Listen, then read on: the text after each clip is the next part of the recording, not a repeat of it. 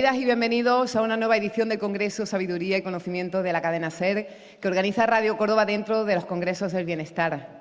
Les damos las gracias a todos ustedes, los congresistas, que hacen posible, año tras año, que esta reflexión sobre el desorden del mundo, que en Córdoba nos empeñamos en realizar con el apoyo de las administraciones públicas y privadas, de las universidades, de las entidades privadas que nos apoyan. Hoy teníamos actividades desde muy tempranito. Hayan posibilitado que a lo largo de un fin de semana como este, como decimos, 11 años ya de andadura, podamos abordar temas como las crisis migratorias, también la crisis geopolítica, la situación en la que nos encontramos, la paz, los derechos humanos, la democracia. Y, por supuesto, tenemos que dar gracias a todas las autoridades que nos acompañan esta tarde, también a los representantes de la cadena SER que nos arropan y nos hacen sentir que esta es una apuesta de verdad, en profundidad, porque hay algo más ambicioso en este mundo tan movido, en estas circunstancias en las que nos encontramos, que cada vez parecen más oscuras, que entender el desorden del mundo desde el diálogo y desde la convivencia. Este año puede que sea incluso más difícil abordar este reto, porque si pensamos, por ejemplo, en todas las circunstancias que se están dando, y pasarán por aquí pensadores, filósofos, personas que se dedican a la política, periodismo, por supuesto, que es una vacuna contra toda la desinformación. Pensamos en que continúa la guerra de Ucrania, que continúa la guerra de Rusia atacando a Ucrania, que también nos encontramos con la masacre de Gaza, con un genocidio, según el último informe de Naciones Unidas, que se ha vuelto ya casi insoportable para todos nosotros. Y no podemos olvidar las guerras invisibles que están en lugares mucho más lejanos para ese gran foco de la opinión pública. Momentos de polarización, de extremismos que generan discursos de odio que pueden afectar incluso a determinados colectivos como las personas migrantes, y ahí que tratemos el reto migratorio, y que siempre tenga el filtro del entendimiento y de los derechos humanos en todos y cada uno de los procesos que, desde la participación ciudadana, desde la vida pública, desde el trabajo de las organizaciones que tienen que velar por crear estos espacios de convivencia, pues estén aquí presentes en este Congreso de Radio Córdoba. A lo largo del fin de semana lo haremos, lo analizaremos con mucha esperanza. No solo nos quedaremos en este diagnóstico que puede parecer bastante oscuro. Estaremos también en Montoro, para todos los congresistas que han querido visitar dentro de la actividad que ofrecemos en el Congreso, esta tierra de aceite, con una ruta de gran belleza. De hecho, mañana ya les adelanto que a partir de las 6:15 es cuando comenzarán los diálogos para todos ustedes, el sábado por la tarde, en los dos encuentros que tenemos dentro del Congreso Sabiduría y Conocimiento. Y, por supuesto, agradecer a todas las entidades que están con nosotros y que hacen posible este Congreso, que podamos intentar, y seguro que conseguimos un poquito, y gracias a todos ustedes, entender algo mejor el desorden del mundo e intentar buscar otras vías de solución, porque siempre otro mundo es posible. Para darles la bienvenida a esta ciudad tan bella en otoño, aunque tengamos algo más de 30 grados, con bastante calor, y darles un cálido abrazo, porque muchos de ustedes que vienen de toda España incluso repiten, les damos la palabra a la directora de Radio Córdoba, a Isabel Sánchez Cabeza.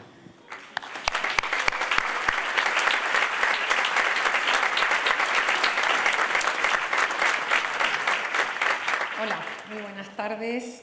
Muchísimas gracias. Capitulares, directora de antena de la cadena SER, Cira Fernández, director de la red de emisoras, José Antonio Cabornero, director de la cadena SER en Andalucía, Antonio Yélamo, director de la SER en Andalucía de contenidos, Diego Suárez, parlamentarias andaluza Beatriz Jurado e Isabel Ambrosio, muchas gracias por venir. Rector de la Universidad de Córdoba, gracias por este continuado apoyo en esta 11ª edición.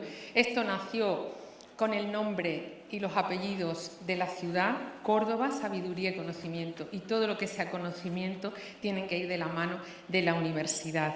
Mercedes Torre, vicerrectora de la Universidad Loyola, muchísimas gracias, subdelegada del Gobierno de España en Córdoba, muchas gracias. María Ángeles Luna, senadora del Gobierno de España, muchísimas gracias. Exalcaldes de Córdoba, Herminio Trigo y Rosa Aguilar, muchas gracias por acompañarnos esta tarde, bueno, colaboradores, amigos. Y, por supuesto, queridos congresistas de Valencia, Sevilla, Granada, Pontevedra, Zaragoza, Madrid, Málaga, Murcia, Calasparra, Cádiz, Jerez, La Línea. Los que sean del campo de Gibraltar entienden por qué se menciona esto así, por zona. Barcelona, Navarra, Vizcaya, Jaén, Valladolid, Salamanca, Alicante, Barcelona, Castellón, todos y todas, de verdad, muchas gracias y sean muy bienvenidos. Queremos agradecerles una vez más su apoyo y participación en una edición en la que, además de lo que acontece en estas tablas en el Teatro Góngora, espacio que nos vio nacer hace ya 11 años, gracias al Instituto Municipal de Artes Escénicas de Córdoba, presidenta Isabel Albás, muchas gracias por abrirnos estas puertas.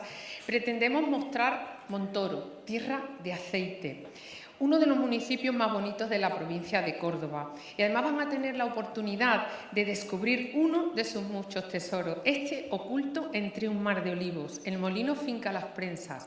Y permítanme que agradezca muy especialmente a la familia Sánchez que nos abran sus puertas, porque es su casa, es la puerta de su casa, y han querido abrirlas para que ustedes puedan disfrutar de un verdadero almuerzo molinero en un entorno privilegiado en la falda de Sierra Morena. Permita que haga extensiva nuestra gratitud, por supuesto, a la Delegación de Educación del Ayuntamiento, que tiene una especial implicación en las actividades que realizamos de la mano de Sadeco y FENIE Energía en Tendillas, donde el Congreso se abre a toda la ciudadanía a través de una propuesta de fin de semana sostenible, a restaurante El Churrasco, que no solo de pan vive el hombre, alimenta todo, y a Coca-Cola, Aceite Simón Rosa. Son marcas que nos ofrecen el respaldo y ayuda para poder redondear nuestra propuesta de fin de semana en esta preciosa ciudad, en esta preciosa provincia. Cada año, cuando empezamos a trabajar en este congreso, lo hacemos pensando en ustedes. Y en esta ocasión, de verdad que emergía una palabra, y era reencuentro. Reencuentro porque Córdoba es reencuentro, y esto significa un reencuentro entre nosotros, la radio, con sus oyentes, entre los oyentes con las voces de quienes los acompañan a diario o son a menudo referencia de la información. Reencuentros entre ustedes que han hecho y tejido una red de amigos y contactos con los que compartir, conocer y disfrutar ciudades a través de las propuestas que desde la SER les hacemos. Y reencuentro anual, más y mejor que nunca, porque la situación actual solivianta y preocupa. Y eso se imbrica directamente con el origen de esta convocatoria, que no es otro que el análisis, la reflexión, el fomento del pensamiento crítico, las opiniones diversas, el diálogo, la escucha activa sin apriorismos. En definitiva, con unos valores, los democráticos, que como individuos tenemos la responsabilidad de fomentar, cuidar y respetar para legarnos a quienes nos sucedan. Deseamos haber acertado. En nombre del equipo de Radio Córdoba, a quien tengo que agradecer el esfuerzo, el pensamiento, la intención y el trabajo que ponen en esto, bienvenidos a Córdoba, disfruten mucho y siempre. Gracias por venir y les esperamos el año que viene.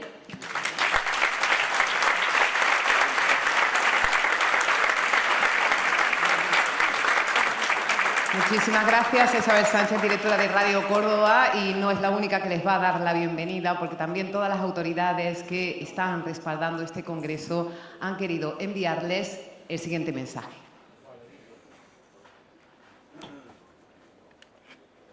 Buenas tardes.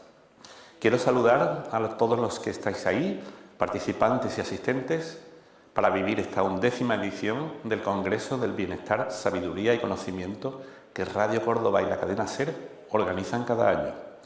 Desde la Universidad Loyola seguimos apostando por Córdoba como marco para el desarrollo de ideas y el debate de los temas que preocupan en nuestra sociedad, lo que para nosotros es importante seguir contribuyendo a esta cita anual en la agenda cultural cordobesa.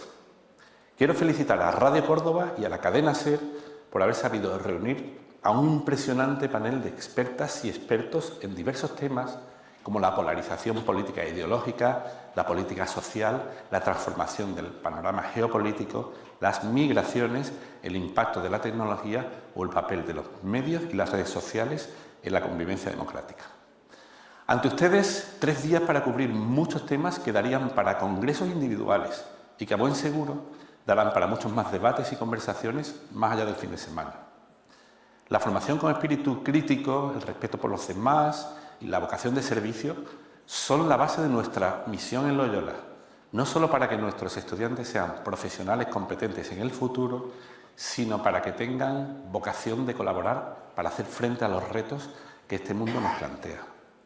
Creo que parte de esa filosofía impulsa este congreso y espero que todos contemplen nuevas ideas durante estos días o al menos sopesen todos estos temas desde puntos de vista diferentes. Hagan de este encuentro también una ocasión para disfrutar de lo mucho que el patrimonio histórico, cultural y gastronómico de Córdoba tiene que ofrecer.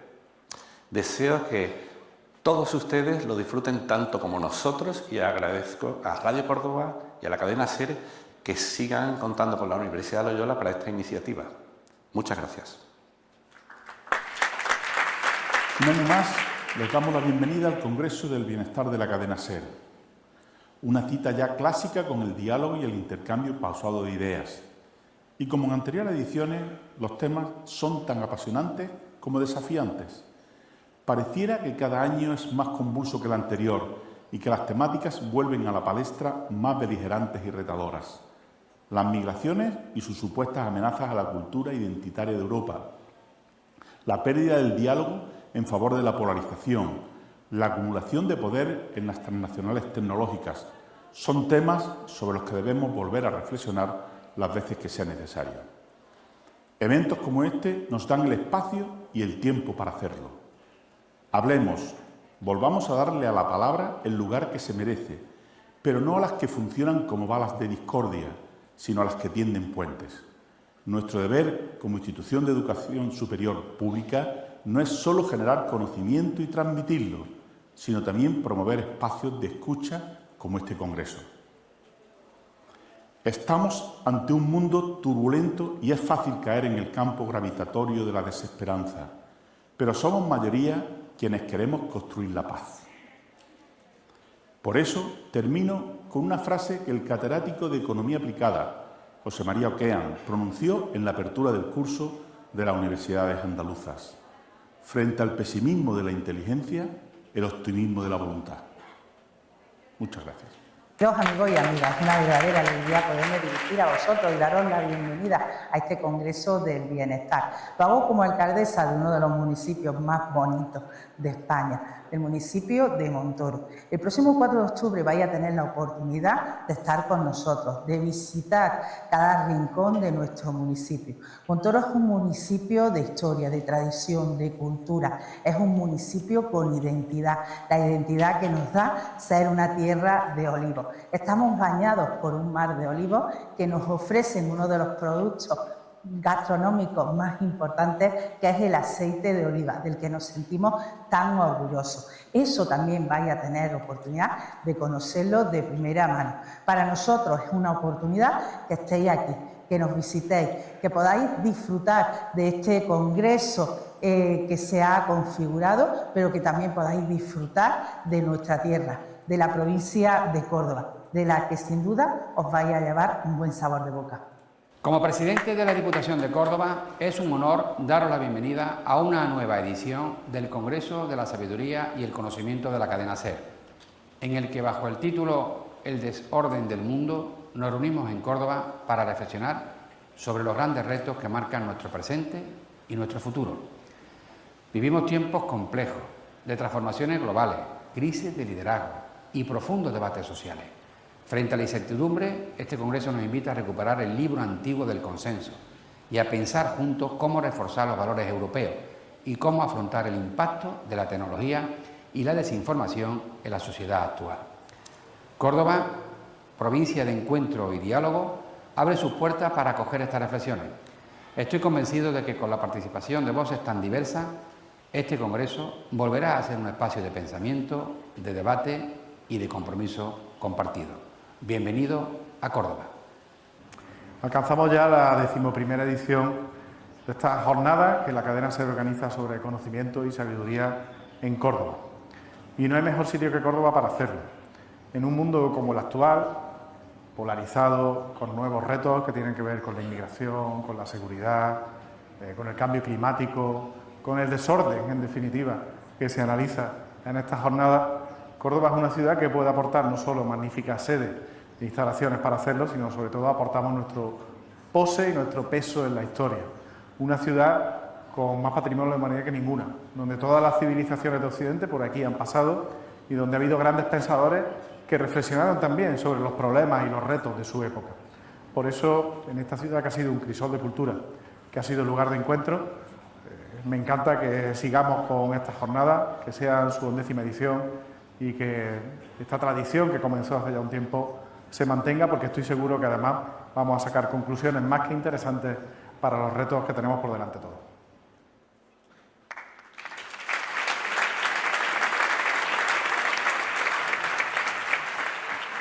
Pues vamos con el encuentro inaugural, que sabemos que ha suscitado mucha atención y mucha demanda por parte de todos y todas las que se encuentran en este momento aquí en la sala del Teatro Góngora.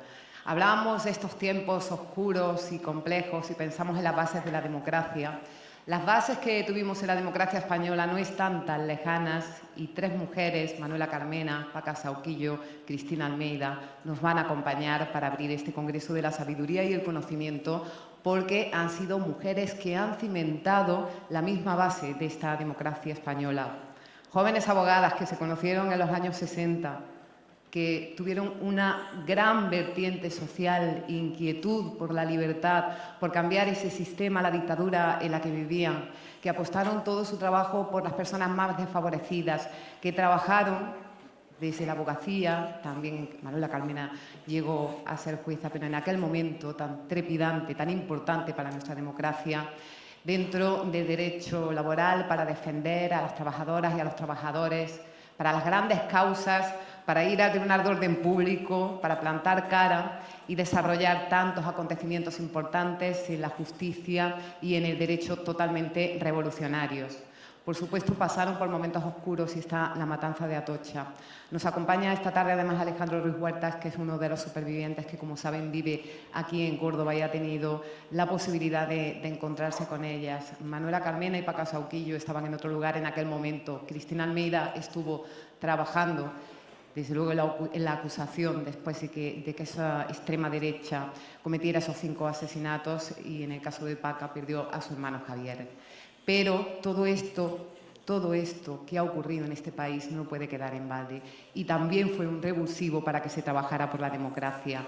Han estado comprometidas y lo están con el feminismo, con la política, han llegado al ámbito local, autonómico, europeo. Manuela Carmena también dentro de su ciudad pues fue, ya lo saben, alcaldesa de Madrid de 2015 a 2019, Paca, eurodiputada, todas las representaciones que en sus formaciones de izquierda ha tenido también Cristina Almeida. Y no solo tienen memoria, sino que tienen una capacidad de experiencia y de análisis que hoy nos van a ofrecer y sin duda nos va a enriquecer esta mirada hacia la democracia, hacia valores que no van a ser permanentes si no somos capaces de defenderlos. Y qué mejor que este diálogo con 3 mujeres tan importantes, tan relevantes, con tanta fuerza, sea moderado por un periodista como Isaías Lafuente. Periodista de la cadena SER, totalmente comprometido también con el feminismo, con la igualdad, con los derechos humanos y con los valores democráticos. Lo pueden escuchar en La Ventana.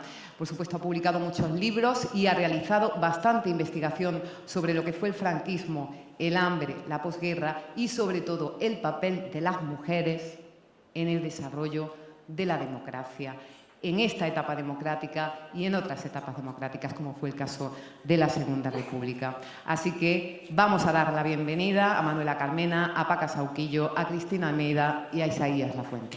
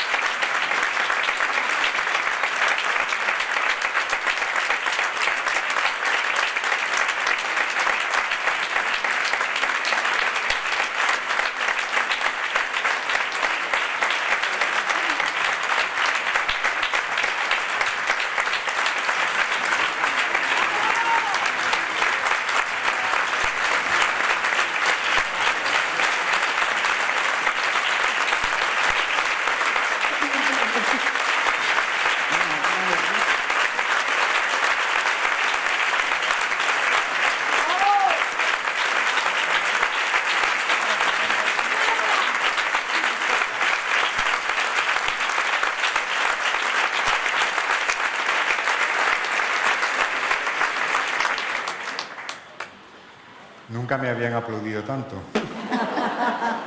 Bueno, yo creo que ha sido una exageración, ¿eh? Muchas gracias, pero qué exagerados, ¿eh? Yo creo que ya está hecho, ya nos podríamos ir, coger el tren, regresar a Madrid. De eso nada, Isaías, que hemos venido aquí a hablar, no nos vas a quitar las ganas de hablar. Vamos a hablar, y sobre todo habéis venido a hablar vosotras, yo aquí estoy como un invitado más para tomar nota. Pero este congreso, que me parece muy oportuno, siempre son oportunos los temas de estos congresos, pero yo creo que en el momento en el que estamos viviendo, en el mundo en el que estamos viviendo, es muy pertinente hablar del desorden mundial. Y todos tenemos un cierto desasosiego y un desasosiego cierto. Pero yo creo que la historia hay que mirarla como se conduce un coche, ¿no? Es decir, hay que estar muy pendiente de lo que sucede delante de nosotros, pero hay que tener los retrovisores muy bien colocados para ver lo que se nos viene por la izquierda o por la derecha. Y yo creo que este es un buen momento para mirar atrás con tres mujeres que, claro, ahora podemos estar preocupados por el mundo en el que vivimos, pero es que ellas tres nacieron, no diré su edad, pues cuando Hitler había puesto en marcha la solución final en Alemania, cuando Mussolini todavía gobernaba, cuando Stalin, que no era mucho mejor, gobernaba en la Unión Soviética, cuando los europeos se estaban matando y ya íbamos por 60 millones de muertos, y cuando aquí en España pues gobernaba un dictador que prolongó la dictadura durante 40 años. Y desde luego de ahí salimos perjudicados, o salieron perjudicados todos los españoles, pero especialmente las mujeres, que tuvieron un sueño de igualdad durante la Segunda República que se dinamitó y que quedó congelado durante mucho tiempo. Y se descongeló gracias, gracias a la transición, estupendo, pero gracias a mucha gente que desde abajo no se conformó y trabajó. Y yo creo que estas tres mujeres son un magnífico ejemplo. Los que presentamos este tipo de actos solemos decir que los invitados no necesitan presentación, que a veces parece que estamos diciendo que son unos impresentables, y no es el caso. Lo que sucede es que si tuviéramos que presentar a estas tres mujeres y contar lo que son, lo que han hecho a lo largo de su vida, no tendríamos tiempo para más. Así que quien no conozca a Paca Sauquillo, a Cristina Almeida y a Manuela Carmena, pues o es extraterrestre o ha estado un poco despistado en las últimas 6 décadas, más o menos. Sí que os quería preguntar, para empezar, o sea, vosotros nacisteis en esa España de los años 40, una España gris, una España casposa, una España que salía del trauma de la guerra, y desde luego ninguna de vosotras podría soñar con llegar a ser lo que habéis sido: concejalas, diputadas, juezas, alcaldesas. Era imposible soñar con eso, ¿no? Entonces, me gustaría saber en qué momento os nació la conciencia de que había que hacer algo para cambiar las cosas. Sí. Paca, por ejemplo. Bueno, pues primero muchísimas gracias por habernos invitado a venir aquí, a esta ciudad tan bonita como es Córdoba, y que estéis aquí todos y en diferentes sitios de España. O sea que muchísimas gracias a la cadena SER y a Córdoba y a la radio por habernos invitado. Bueno, mira, yo nací efectivamente en el 43 y quiero recordar a mi madre, porque mi madre en el año 42 tuvo que dejar de ser una buena soprano, que hubiera sido, porque tenía una voz preciosa y iba a cantar, porque la pedían el certificado de buena conducta por casarse con mi padre, que era militar. O sea, imaginaros las chicas jóvenes ahora que tienes o él que dejar la carrera o ella que dejarla. En ese caso la dejó ella. Bueno, entonces nací en esa época en donde efectivamente las mujeres no contaban, estaban sometidas al padre, al marido o a Dios, y se metían monjas hasta los 25 años. Bueno, yo empecé en un colegio de religiosas, de monjas. Mi familia es una familia de clase media. Bueno, pues mi padre era militar, se tiró toda la guerra en la Embajada de Chile, o sea que en ese sentido era un militar no africanista como se dice ahora, ni mucho menos, sino que era un militar de carrera. Yo, ¿por qué empecé? Para mí fue muy importante algunos rasgos de mi época del colegio, en donde efectivamente había las dos puertas, la puerta de las chicas que entrábamos por la puerta principal y la puerta de las niñas pobres, en donde yo iba con otra compañera, y nos teníamos que dividir al llegar al colegio y no nos volvíamos a ver hasta que salíamos del colegio. Pero yo, fundamentalmente, para mí fue muy importante la universidad. Date cuenta que en el año 61, que fue cuando entré en la universidad, bueno, yo venía en plan religioso, diríamos, de motivos. En ese momento hay que ver, para mí, estaba el Concilio Vaticano II, que hubo varias encíclicas que a mí me afectaron, como fue la Mater Magista, la Paz in Terris. Entonces aquello era un cambio de una iglesia que era totalmente confesional y que yo no estaba de acuerdo con aquel señor que entraba con palio en la iglesia. Bueno, pero para mí fue clave en la universidad. Pues vamos a quedarnos en la universidad, porque la universidad fue vuestro punto de encuentro, ¿no? Ya cuando teníais 18, 19 años y cuando allí os conocisteis. Yo he leído, Manuela, que bueno, es que las tres os habéis educado en colegios de monjas, entonces de repente... No había otra cosa. No había otra cosa. Las monjas os llevaban de vez en cuando a barrios pobres para enseñar el catecismo a los niños y tú dijiste, pero si es que no saben leer, ¿cómo les vamos a enseñar el catecismo? Sí, fíjate, yo, bueno, os digo que es divertido, primero, que eso de que no digas la edad está muy mal, porque hay que estar orgullosos de la edad. Claro, claro. Yo creo que tenemos una cosa maravillosa en este momento, que es la longevidad. Entonces es un regalo que está teniendo nuestra generación. Así que esta señora, 82, 81 y 81, y además es que éramos para que os hagáis una idea, encima es que éramos compañeras de clase en la universidad, ¿no? En primero de Derecho había 3 grupos. Cristina y yo estábamos juntas por la cosa de la A y la C, y Paquita estaba en el de la S. Pero bueno. Bueno, pues mira, la verdad es que, hombre, para mí la universidad, claro, fue de pronto entender lo que había pasado, sobre todo entender lo que había sido la guerra, entender mi país, ¿no? Pero sí que os tengo que contar que ya en el colegio, lo que tú decías, ¿no? El haber vivido la desigualdad, ¿no? Cuando a nosotros nos empiezan a llevar con 14 o 15 años a una parte de las chabolas de Vallecas, que se llamaba además, Buenos Aires, era una cosa... Y claro, cuando llegas allí y ves niños sin zapatos, niños mal vestidos, niños que no saben leer, claro. Yo llegaba a casa y decía, esto no puede ser y tal. Y me acuerdo que tenía una tía soltera muy, muy lista, pero muy, muy conservadora, y ella me dijo, siempre habrá pobres. Yo dije, ¿por qué? ¿Por qué siempre va a haber pobres? Hay que resignarse. Claro, yo le dije, no, ¿por qué? Y entonces, efectivamente, como dices tú, pues un grupo de amigas, 3 o 4, que estábamos muy preocupadas por eso de la igualdad, de que no hubiera gente tan pobre y tal, pues decidimos eso. Con las monjas había que ir los domingos por la mañana a enseñar el catecismo. Y a nosotros pues, nos parecía una tontería porque no sabían leer, mejor enseñarlos a leer. Y nada menos que se nos ocurría irnos 4 chicas solas, 14, 15 años, a Vallecas, hablar con los niños de las chabolas e intentar enseñarlos a leer, ¿no? Bueno, pues eso son unas experiencias impresionantes. Ya os podéis imaginar que no aprendió ni uno, nada a leer, nada, no teníamos ni idea. Ahora, las que aprendimos muchísimo fuimos nosotras. Esa fue la enseñanza, ¿no? Que vimos lo que era la pobreza, la desigualdad.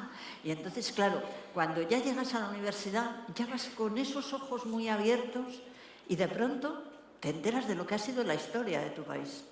Te enteras que la guerra civil ha sido una guerra de clase, entre pobres y ricos, y que han ganado los ricos, y que los pobres son los más vulnerables. Y de alguna manera eliges, y te sitúas, ¿no? Yo, Cristina, en tu caso una vez te escuché, que es que me parece muy interesante, es decir, las 3 sois hijas de mujeres que durante un periodo muy cortito soñaron con la igualdad y con la libertad, ¿no? Que fue la época de la Segunda República. Y alguna vez te he oído a ti hablar de un padre que era más franquista que Franco, según has dicho, pero sin embargo una madre que es de esas españolas frustradas que querían algo mejor para sus hijas, ¿no? Bueno, yo la verdad que además no nací en Madrid, que yo nací en Badajoz, que las cosas eran distintas. No tenía una sensación de rica, aunque sabía que éramos de las acomodadas, comíamos todos los días y había niñas pobres también que iban al colegio de monjas. Íbamos al colegio de monjas, mi ilusión hubiera sido ir a un instituto, pero estaba prohibido, teníamos las chicas que estar con las chicas y solo había colegios de monjas. Pero ya allí, mi madre siempre ha sido una mujer que ha leído muchísimo, lo que se podía leer. la Biblioteca Oro, Agatha Christie y tal, y yo cada semana le cambiaba a mi madre en la librería 3 novelas de estas. Ella siempre, mi padre nunca le he visto con un libro, pero tenía una idea absolutamente de extrema derecha, pero no nos las metió tampoco demasiado, y le salimos todos, como dice, que no me haya salido ni uno falangista. Digo, gracias a Dios, papá, que estaría ahora, sería anticonstitucional. Y la verdad que yo fui una niña muy feliz en Badajoz, porque era una sociedad en la que yo me relacionaba con todos los niños y tal, y como era la más traviesa del colegio, pues tenía también un cierto liderazgo con las monjas y tal. Y no he sido una católica, digamos, de la Iglesia, sino era más de convicciones mías. No me gustaba la Iglesia, no me gustaba ir a la Iglesia porque olía a pies, cosas de esas, y me escapaba. Y todo. Siempre he sido una niña rebelde, pero no en un sentido trascendental, sino en un sentido de la edad y de la diversión. Pero cuando vine, me acuerdo que fui yo también a un barrio de Badajoz a dar catecismo, a Pardalera. Y entonces yo, con una peseta que le ganaba a mi tía jugando al parchís los domingos, compraba un cupón de una perra gorda, una cieguita de la esquina, y unos bolitas de anís para llevar a los niños. Y nada, yo explicando allí el catecismo y dándole bolitas de anís, y llegaba una catequesis protestante que llevaba unos bocadillos de chorizo, y todos los niños salían corriendo a la catequesis protestante, y decía la monja, no sabemos explicar el catecismo. Digo, hermana, si yo es que me iría corriendo por el bocadillo de chorizo y no a estas bolitas de anís que tenemos. Claro. Pero eran razonamientos, que siempre he sido una niña rebelde de traviesa, pero cuando de verdad supe lo que era el compromiso es cuando llegué a la universidad. Cuando, además, desde pequeña oía a mi madre, Manolo, mis niñas estudian todas. Éramos las 3, yo era ya la tercera niña y mi padre casi me estampa porque necesitaba un niño para su apellido. Fíjate, si mi pobre padre viera que se puede poner cualquier apellido. Pero él era muy firme. Bueno, pues tenemos ahí el germen en la infancia, después llegáis a la universidad, os conocéis, aprendéis Derecho y ya decidís, digamos, poner en marcha ese compromiso que podríamos resumir en hacer otro país distinto, ¿no? En luchar por la igualdad, ya no solamente entre hombres y mujeres, que por supuesto, que era la gran desigualdad que había en ese momento, hasta el punto de que en vosotras era una gran paradoja, que es que como abogadas podíais defender a cualquiera, pero para defenderos a vosotras mismas en la vida necesitabais el permiso del marido o del padre, ¿no?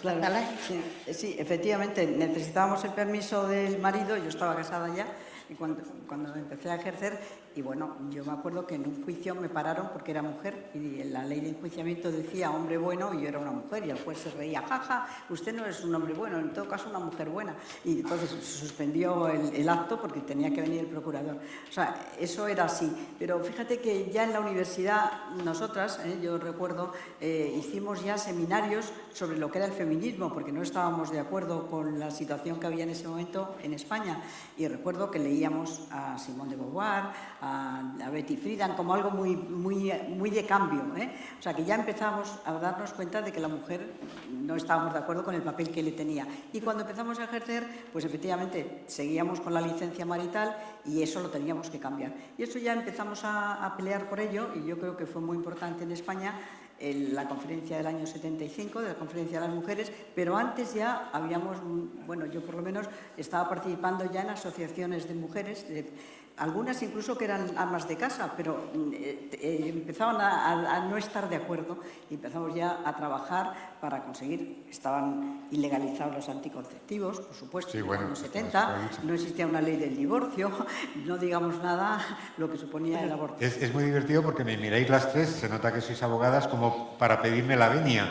Podéis intervenir cuando queráis. Creo que ella está contando lo que decía, pero Manolo se nos ha pasado una época que es primero de facultad, que todavía llegábamos con esas ansias del colegio, ansias de buena voluntad, adornamos con globitos las navidades, toda la facultad con globitos y bueno, algo que duraron 3 días porque pincharon los globitos todo, pero nosotros estábamos llevando la Navidad allí y haciendo ¿te acuerdas? La cena, la comida de reconciliación nacional. Bueno, y eso era primero de facultad. Eso era vuestra cátedra, la mía no, ¿eh? La mía... No, pero la nuestra la hicimos. Es más, nos pasamos toda la noche haciendo el menú. El menú era Manola, que pinta unos angelitos estupendos, 3 angelitos agarrados de la mano. Uno con la hoz y el martillo, otro con la tal y el otro con la falange. Y decíamos, menú, ensaladilla rusa. Vale. Huevos a la falange, que eran huevos duros con salsa de tomate y el picadillo de amarillo haciendo la bandera española. Y tarta a la democracia, ¿de acuerdo? Bueno, invitamos a todos los grupos fachosos y todos de la facultad. Aquello terminó con una guerra de trozos de pan, pero vinieron todos a la comida de aquello. Aquellos eran los primeros síntomas de la reconciliación nacional que hicimos nosotras en primero de facultad. Solo faltaban los testigos de Jehová con los bocadillos. Oye, para completar bueno, el la menú. verdad, Yo creo, Cristina, que hay que explicar un poco, para que se entienda bien, que nosotros enseguida empezamos a participar en la vida universitaria, ¿no? Claro. Nos presentamos a las elecciones, nos eligieron, en fin, de alguna manera nosotros empezamos a vivir que, claro, allí había un sindicato, que era el sindicato de la Falange, y que a nosotros nos parecía que no era democrático, en fin. Entonces cambiamos mucho, se hizo una especie de sindicato democrático. Y lo tiramos. Y entonces yo creo que lo que Cristina cuenta, yo creo que es importante, nosotros aprendimos la democracia, porque nos parecía importante. Entonces, en las asambleas que teníamos, nos acostumbramos a dirigirlas, a dar la palabra a uno y a otro. Las chicas. Y efectivamente, como dice Cristina, llegó una Navidad y entonces ella y yo montamos todo eso de la ensaladilla rusa y todas esas cosas, que tuvo muchísimo éxito, ¿no? Y además que muchos se acuerdan, ¿no?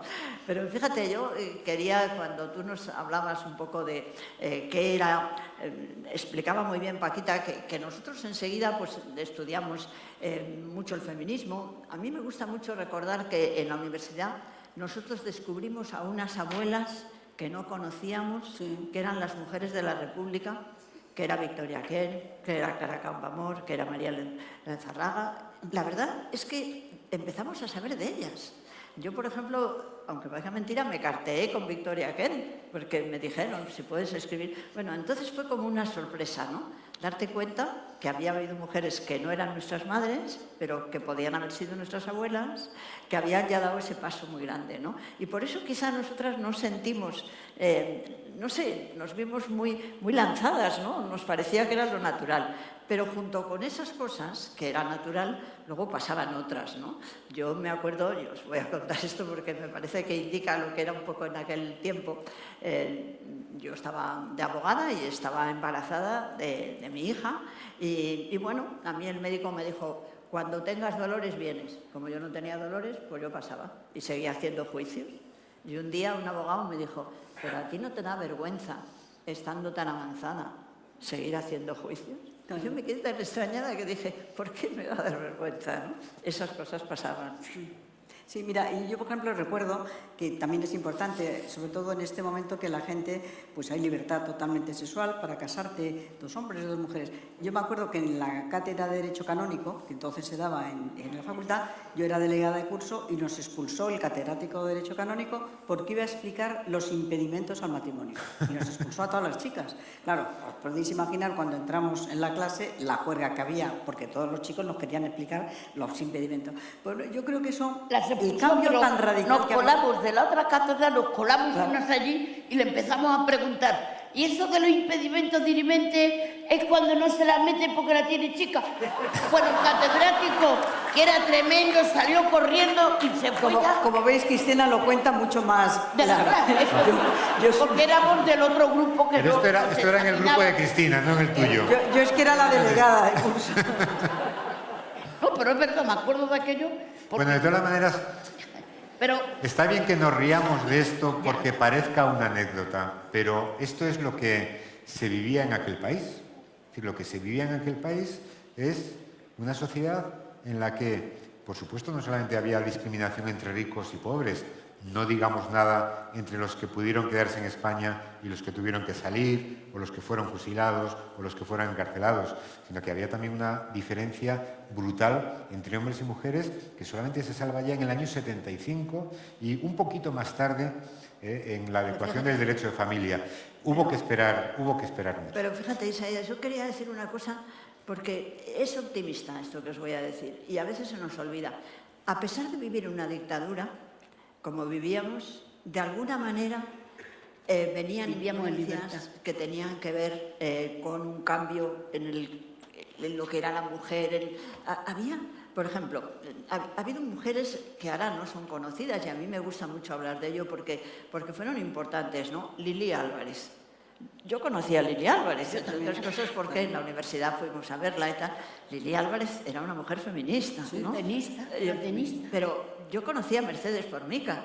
Mercedes Formica era una mujer que había sido de la sección femenina, dejó la sección femenina, pero fue una mujer enormemente feminista. Transformó el Código Civil, ¿no? Y, por ejemplo, había otra señora que nadie se acuerda de ella, pero a mí me gusta hablar, que era la duquesa de Campalange. Esta escribe un libro muy importante, en una época todavía con Franco, explicando la cantidad de mujeres importantes que había habido en España, y cuenta a Carmen de Burgos, Clara Campoamor. Es decir que, y por último, hay una escritora que a mí me impresiona muchísimo, que escribía en el periódico Blanco y Negro, y que yo estoy ahora intentando trabajar sobre ella para que se la conozca, que es Begoña García Diego. Begoña García Diego escribía... ¿Quién? Begoña García Diego escribía unos artículos divertidísimos feministas. Yo recuerdo, y lo tengo además grabado, una cosa que escribe, yo entonces tenía 15 años y ella o 16, y ella escribió una carta muy bonita diciendo: muchacha, que sales del colegio, di a la vida que sí. No te pares, todo lo que se te presente, las posibilidades, di que sí. En aquellos años. Sí, Manuela, pero está muy bien señalar esto, pero también está bien recordar que si no se hubiera producido el golpe en el 36, si no hubiera habido esa dictadura, seguramente conquistas que se adquirieron en los años finales de los 70, 80, se hubieran adquirido antes. Yo siempre pienso en dos generaciones de mujeres que podían haber vivido en libertad, disfrutando del amor, de la vida, de la profesión que hubieran deseado, y que no pudieron hacerlo por ese congelador que impuso la dictadura. Tienes toda la razón, y fíjate, hay una cosa muy llamativa, ¿no? Concha Espina, que era, digamos, una escritora del régimen, y con todo el apoyo del régimen, ella consigue divorciarse de un marido que era una cosa imposible en la República. Claro, la defiende Clara Campoamor. Esa es, si hubiera continuado. Tuvimos un divorcio en el 81, digo en el 31, y no lo hemos vuelto a tener hasta el 81. Claro. Es decir, que han pasado 50 años en tener un derecho que ya teníamos en la República, y que además Franco anuló todos los divorcios y volvió a dejarlos casados con las anteriores. Y se armó un follón, que yo que llevé muchísimas cosas de nombre, porque los que tenían casados tenían hijos y no los podían inscribir, y se los inscribían al hermano, y el hermano venía luego: me lo tienes que poner al mío. Pero fuera de todas estas cosas, lo que yo sí quiero decir, que para mí lo que determinó mi vida fue el compromiso social. Yo me fui primero de facultad a una campaña de alfabetización a Granada, estuve en Alhama de Granada, y entonces ya empecé a ver lo que eran los ricos y los pobres, que no era una cosa de Dios, sino más bien de la hermandad de labradores y ganaderos, y cómo se encontraba en los pueblos, cómo se contrataba a la gente, cómo se quedaba el paro, y luego irnos de manifestación en Madrid, a la Plaza de Atocha, ¿te acuerdas, Manuel?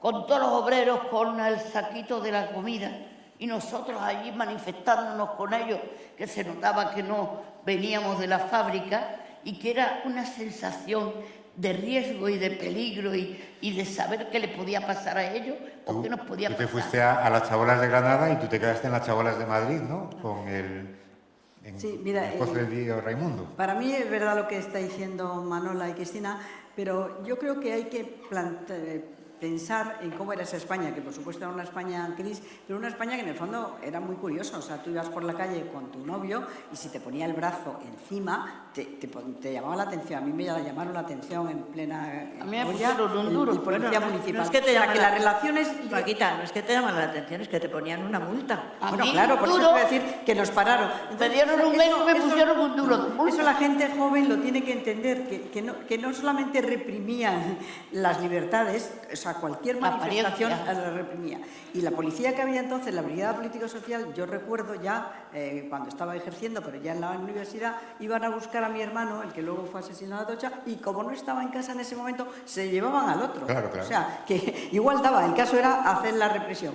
Bueno, en aquel momento había serenos, que ya es una figura que ha desaparecido, pero entonces el sereno subía con la Guardia Civil, o por lo menos la avisaba. Entonces, era una España que es muy difícil ahora que la gente que no la ha vivido en la dictadura la pueda vivir. Pero nosotras en la universidad también estábamos viviendo un fenómeno que empezaba a cambiar. En Europa en ese momento había una situación nueva, porque hay que reconocer que el siglo XX fue un siglo muy triste. La primera mitad del siglo XX hubo las dos guerras mundiales, en España hubo la guerra civil, pero la segunda parte del siglo XX empezó a ser mucho más positivo. En España no, en España tardamos, Claro. pero ya en Europa empezaba a montar el estado de bienestar, la socialdemocracia, etc. Entonces nosotros llegamos tarde, porque empezamos ya en el año 82 a montar el estado de bienestar social. Pero claro, la España de hoy no tiene nada que ver con ello. Sin embargo, yo creo que en este momento tienen que ser conscientes las generaciones que no lo han vivido, bueno, pues cómo era, Sí. cómo era, desde el punto de Sí, vista de sobre todo- represión, libertades, etc. Claro, sobre todo porque hay discursos que parece que pretenden blanquear o decir Sí, que que no aquello pasó nada. era el paraíso y no era el paraíso, ¿no? Bueno, algunas pinceladas que se pueden encontrar en los libros de historia, pero que los encontramos en los libros de la historia personal de estas tres mujeres, como encontramos la matanza de Atocha en este Nunca la congreso. llames matanza. Y el asesinato. El asesinato del despacho de Atocha. Y las tres estáis ahí involucradas, tú, porque uno de los asesinados fue tu hermano. Y tú, Manuela, herida mi cuñada Lola, que efectivamente Claro. siempre se cita, desgraciadamente, a los 5 que fueron asesinados, pero hay 4 que supervivieron. Uno de ellos está aquí, Alejandro Ruiz Huertas, y mi cuñada Lola, que supervivió en aquel momento porque la bala la entró por un lado de la garganta y la salió por el otro. Vivió después, durante toda su vida, hasta que ha muerto, pues muy fastidiada. Bueno, es que en su juventud fueron 2 parejas que tuvo las asesinadas, ¿no? La verdad es que fue tremendo lo de esta mujer. Pero sí que os quería preguntar, ya no tanto Eso fue un por corte. ese día concreto, sino por la respuesta, porque fue un momento crucial en la transición. O sea, yo creo que la transición fue posible por la respuesta que el Partido Comunista dio a esos crímenes. De repente 100.000 personas acompañando a los féretros en silencio, con una organización tremenda, gente joven. Digamos que en aquel día mucha gente quitó el rabo y los cuernos a los comunistas y después yo creo que se forzó para que Adolfo Suárez, por si no lo tenía muy claro, diera el paso necesario que era la legalización del partido, ¿no, Manuela? Sí, pero fíjate, perdón un momentito, Manuela, es verdad, yo creo que el asesinato de los abogados de Atocha fue lo que adelantó la legalización del Partido Comunista en el abril del 77, pero ya la transición ya había empezado un poco antes, había empezado prácticamente con muchas manifestaciones. El año 76 fue un año que ya había muerto Franco, porque Franco murió en el 75, entró matando y murió matando con las últimas ejecuciones. Pero el 76 fue un año en que hubo más juicios ante el Tribunal de Orden Público que había habido anteriormente. Señal de que había muchas manifestaciones, Claro. que ya había empezado. La transición empezó mucho antes de que se dice, empezó con la lucha de muchísima gente, asociaciones de vecinos, por supuesto los trabajadores, los profesionales. Nosotros nos reuníamos en el colegio para plantearnos cómo había que hacer. Y ojo que en lo de Atocha, una parte importante también fue que el Colegio de Abogados, y lo puede contar Manuela, el decano se portó impecable. Dijo, estos son abogados y vienen al Colegio de Abogados a velar sus cadáveres. Cuando no, sabía que eran comunistas, no estábamos legalizados, el Supremo lo quería impedir porque eran locales del Supremo y él salió el primero. Yo estaba en Chile y llegué justo el día del entierro pero él salió el primero cuando le dijo Martín Villa que no podían garantizar la seguridad en las calles. Dijo, pues si hay peligro, yo salgo el primero, y salió el primero delante de todos los féretros, el decano del Colegio de Abogados. Es decir, Sí, no, y no se hizo, o sea, era una lucha. hasta el último momento no sabíamos la familia dónde iba a ser, cómo iba a ser el entierro. Y fue gracias, como ha dicho Cristina, a Antonio Pedrol, el que dijo, no, sale del colegio. Pero desde luego por parte de... no sabíamos, yo recuerdo la noche anterior. Yo creo que quizá, para entender por qué, yo creo que las tres estamos de acuerdo en eso, la transición empezó mucho antes, ¿no? Es decir, hay, por ejemplo, un dato que yo creo que es interesante, ¿no? Yo creo que no me equivoco, Cristina, pero yo creo que abogados del Partido Comunista, en torno a aquella época... Éramos 100 y pico. 120 en Madrid. En Madrid. En Madrid, 120. Y era un partido ilegal. Y nos estábamos jugando, naturalmente, el tener unas responsabilidades muy graves, ¿no? Bueno, esto yo lo digo porque creo que cuando en un pueblo empieza a haber una conciencia de la necesidad de cambios, es muy importante. Por eso hay veces que yo veo que ahora hay mucho desánimo. No sé, hay que tener mucha seguridad de que cuando muchas personas empiezan a desear que las cosas cambien, las cosas pueden cambiar, ¿no? Y yo recuerdo, efectivamente, aquella noche, bueno, claro, os podéis imaginar, yo acababa de salir del despacho, nos pusimos los abrigos, bueno, todo el chorreo de sangre tremendo, los vecinos decían, nos vas a matar a todos, iros. Claro, ¿dónde están? Los han llevado a los hospitales, llegamos a los hospitales, nos dicen lo que ha pasado, y yo me acuerdo que me derrumbo, me pongo a llorar, y entonces un compañero, José Luis, me dice, Manuela, no podemos llorar, ahora hay que actuar. Llama ahora mismo al decano y dile lo que ha pasado. Y entonces, es como dice Cristina y Paquita, yo hablo con el decano, que era un decano absolutamente conservador, del Valle.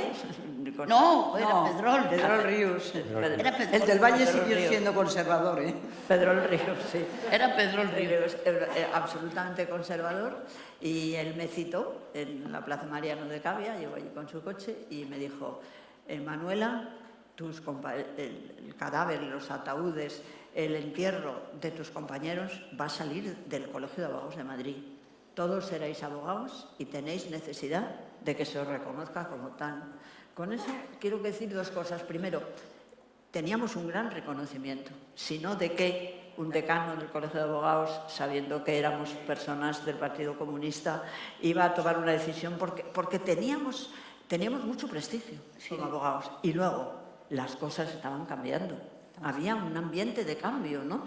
Por eso, no sé, me parece bonito recordarlo. Y efectivamente, fíjate, yo recuerdo a Pedrol que fue a visitarme a la cárcel por la manifestación legal. Él fue a la cárcel. Iba a ir a ver a una chica que entonces era de la ORT a visitarla, porque yo creo que teníamos prestigio los abogados, porque lo teníamos muy claro, que teníamos que defender y que queríamos el cambio, y eso yo creo que es muy importante. Ante el propio tribunal político hicimos una huelga de solidaridad con un compañero que querían procesar a Manolo López, y entonces hicimos una huelga y ponían 3 meses de sanción por cada juicio que no íbamos, y todo un mes hicimos una huelga todos los abogados. Yo, como tuve 5 juicios, 6, en ese mes me tocaron 18 meses de sanción sin poder ejercer la profesión. Y además era una huelga porque llegabas allí y no podías hablar. Nada. Y sobre todo una cosa, que siempre dejaban actuar a cualquiera que no fuera abogado, pero a mí mandaron una nota especial diciendo que no la dejaran actuar aunque no fuera como abogada. Yo de todas maneras creo que también teníamos prestigio. Eran luchas. Chicas, vamos a ser un poquito menos modestas. Teníamos prestigio porque lo hacíamos muy bien. Claro. Bueno, fíjate, espera, Cristina. Venían a todos los niveles, ¿sabes? Que eran luchas de cotidianas. Fíjate si lo hicisteis muy bien, que cuenta, por favor, a nuestra gente. ¿Quién te ha recogido hoy en la silla de ruedas para ayudarte a...? ¿A mí? Sí. Sí, la mujer.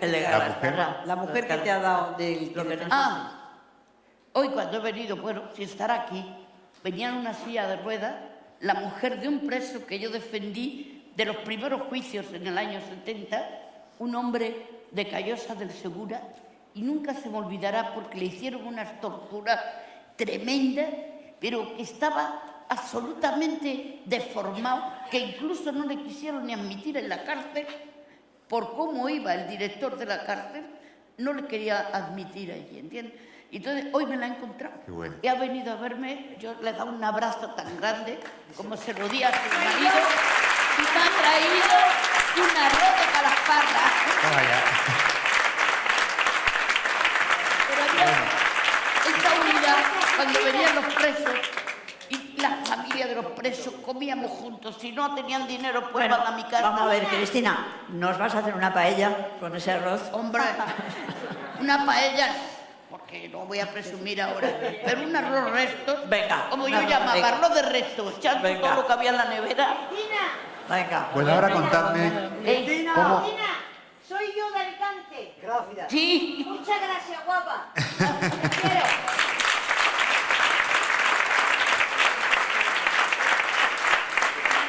Ahora contadme cómo fue posible la transición. Es verdad que la transición empezó mucho antes, pero ya no solamente unos años antes, sino vuestro trabajo también forma parte, y el trabajo que se hizo desde las asociaciones vecinales, el trabajo que cada hombre y cada mujer en ese momento, en cada oficio, en cada ocupación, peleó y empujó. Porque a veces parece que la transición llegó uno, la diseñó, la hizo y aquí paz y Nada, gloria. no la firmaron. Pero La firmaron los padres de la patria. Sí. No había ninguna madre de la Ninguna patria. madre. ¿Sabes? No, pero fíjate... Pero ¿cómo fue posible en aquellas cortes, ahora que vemos algunos espectáculos muy poco alentadores Por en el favor. Congreso de los Diputados, en el Senado y en algunos parlamentos autonómicos, cómo es posible que en aquel Congreso en donde la diferencia ideológica era mucho mayor que la que puede haber ahora? Es que, claro, de Blas Piñar a Santiago Carrillo, imaginaos lo que había ahí. Claro, ¿no? Estaban en el fíjate, Congreso. eso empezó, yo creo que... ¿Cuál fue el secreto? Bueno, yo creo que el secreto aquel fue que cogíamos debate? cualquier rendija que había de que pudiéramos montar para conseguir las libertades y la democracia. Por ejemplo, las primeras asociaciones nos agarramos a una ley, que era la ley que planteaba Fraga para la prensa, pero como planteaba la posibilidad de asociarnos, pues se montaron la primera asociación de vecinos de Palomeras Bajas, luego se montaron otras, porque era la forma de juntar a la gente a discutir los problemas que había en el barrio Por todos lados. y estar en la calle con ellos. Y bueno, por otro lado usábamos también a las iglesias que eran progres, y progres digo, que el cura era consciente del chabolismo y de las circunstancias que vivía la gente, y entonces nos dejaban la sacristía para reunirnos. O sea, cualquier rendija la intentábamos utilizarla. Y el movimiento Asociaciones obrero de vecinos jugó un papel muy importante, los sindicatos que hicieron comisiones obreras, Hicieron comisiones, introducirse. empezaron las comisiones obreras, se infiltraron en los sindicatos verticales y así se iban rompiendo las estructuras que al acabar, al fin y al cabo, tenían que construir otras. Y cuando quisieron construir las mismas, ya no pudieron porque tuvimos que hacer estructuras democráticas. En la misma universidad cayó el sindicato del SEU, el sindicato español estudiantes, quisieron hacer otra sustituyendo las asociaciones profesionales y al final no las pudieron hacer y creamos el sindicato democrático. Pero en Fíjate, aquellas, el Congreso en de aquellas León, cortes, Manuela, Isaías, elaboraron... el Congreso de Abogados de León en Sí. 1970 fue una forma de juntarnos muchos abogados, que había, todos eran conservadores, la mayoría, Sí. pero los que llegamos, que no lo éramos, pues queríamos plantear una serie de reivindicaciones que luego fueron plasmadas en la Constitución, como era efectivamente el turno de oficio, como era el habeas corpus, pues una serie de ¿Cómo? temas Pero que importantes. además aprobamos la solicitud de amnistía al gobierno en el año 1970, que fue el Congreso de Abogados de León. Y lo hicimos, que cada vez que entraba una mujer y votaba, decía, todas las mujeres son todas rojas. Una que se equivocó, Marian, ¿te acuerdas? Que se equivocó y votó no cuando tenía que haber dicho sí. Y entonces dice, ¡ay, una que es de la nuestra! Y dice, no, que me he equivocado. Porque fue, aquello era una cosa tremenda. Manuela, pero yo me refería sobre todo a las cortes que elaboraron la Constitución, en donde el arco iris ideológico, desde luego, era variadísimo. Y, sin embargo, pudieron llegar a un acuerdo, pudieron llegar a un pacto y posibilitar que un país que había vivido 40 años en dictadura tuviera una democracia homologable en muy poco tiempo, ¿no? ¿Cuál fue el secreto de aquel pacto, de aquel acuerdo, de aquel debate? Bueno, es difícil hablar de qué fue el secreto. Yo creo que concurrieron muchas cosas. Pero vuelvo a decir algo que es muy importante, y es que la mayor parte de los españoles querían la democracia. Claro. querían la democracia, querían que nos entendiéramos, querían que se entendieran, querían que hubiera pacto. Y si no, nos explica que cuando se produce el intento de golpe de Estado en el 77, ¿no? El 71, No, en ese momento... 1981, perdona, sí. Cuando se produce el intento del golpe de Estado, las manifestaciones que hay después en toda España son impresionantes. Todo el mundo quería la democracia. Es decir, que por eso es tan importante los estados de ánimo. Y ahí yo creo que es tan importante el que pueda de verdad saber cada persona, que es muy importante lo que piensa, porque la suma de muchos unos luego produce sus efectos, ¿no? Mira, yo tengo un recuerdo, un poquito más tarde de eso, pero interesante, de lo que fue la transición, de cómo conseguimos cambiar las instituciones, ¿no? Efectivamente, Cristina y Paquita siguen más en política.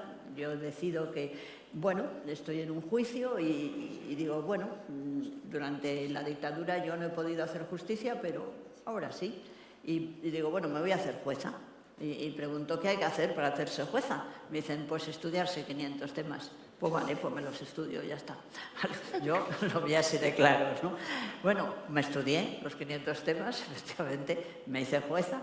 Y llega un momento que estoy ya en Madrid, en la Plaza Castilla, y estamos al lado el juez del Tribunal de Orden Público, que nos había detenido, y yo. Eso fue la transición. La transición fue eso. Y fue impresionante, ¿no?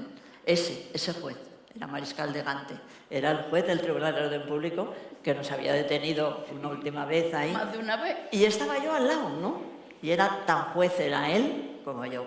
Eso fue la transición. ¿Y le dijiste algo? No, no hacía falta. Yo simplemente hablaba. Solo con la presencia. Y él No se atrevía ni a mirar, yo creo. Sí. No. Hombre, lo que pasa es que yo creo que cuando yo hacía propuestas, digo yo que él votaba en contra. Pero vamos, no pasa nada. Votaban muchos más en contra. Sí, poquito, sí. Y cuando llegaste a Canarias de jueza, Lo que sí ¿te viste que allí la gente intentaba comprar la aceleración de los procesos?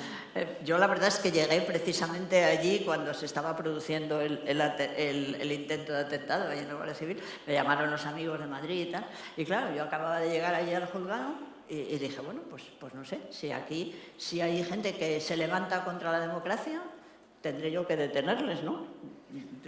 Yo soy la jueza aquí, ¿no? Pues habrá que detenerles. Entonces llamé al alcalde, que era un tipo así progresista, me dijo, no te preocupes, aquí no se ha sublevado nadie. Me dio un respiro, dije, menos mal, menos mal, pero bueno, ahí fue la cosa, ¿no?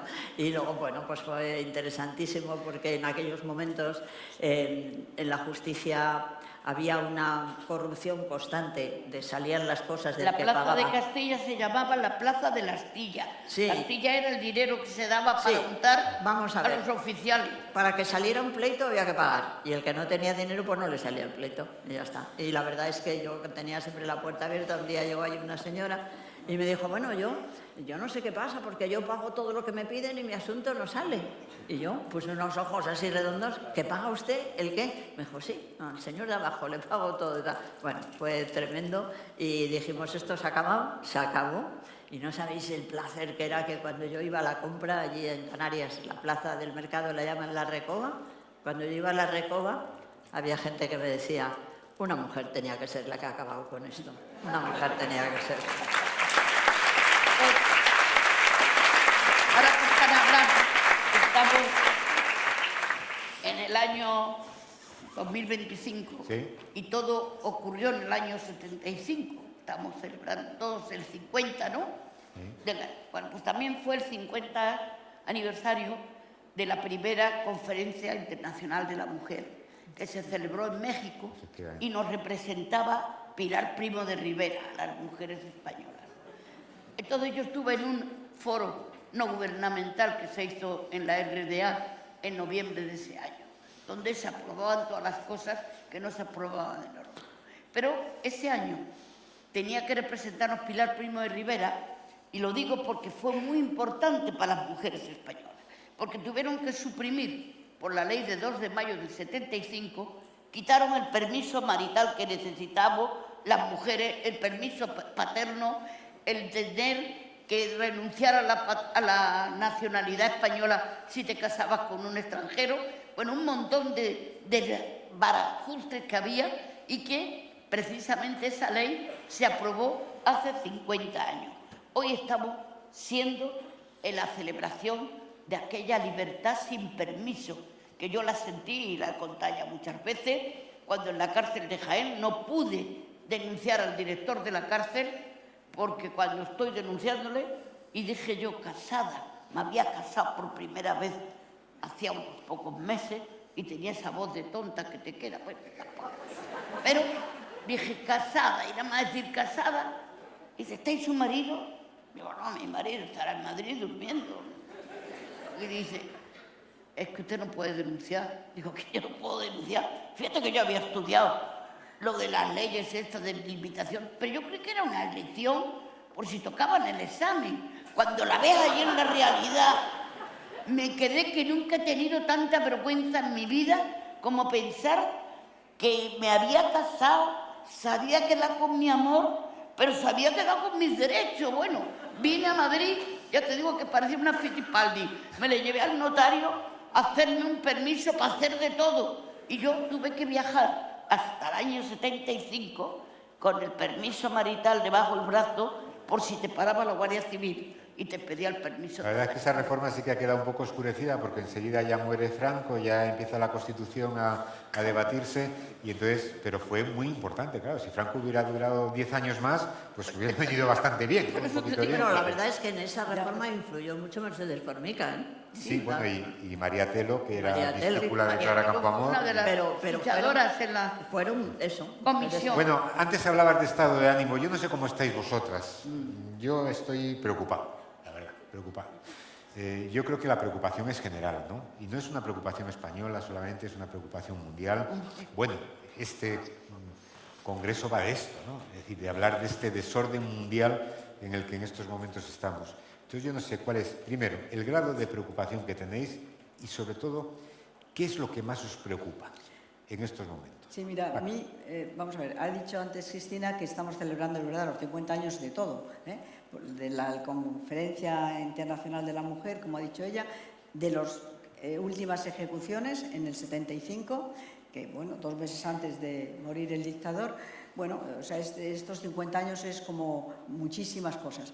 Y es verdad que yo creo que a mí lo que más me preocupa es que la gente que no lo ha vivido, y los que lo han vivido también quieren a veces olvidarlo, y pueda volver a reproducirse hechos no tales como fueron, porque la historia no se repite, pero sí hechos que efectivamente estamos viendo, pues, de retroceso de derechos que hemos conseguido las mujeres españolas durante toda esta época.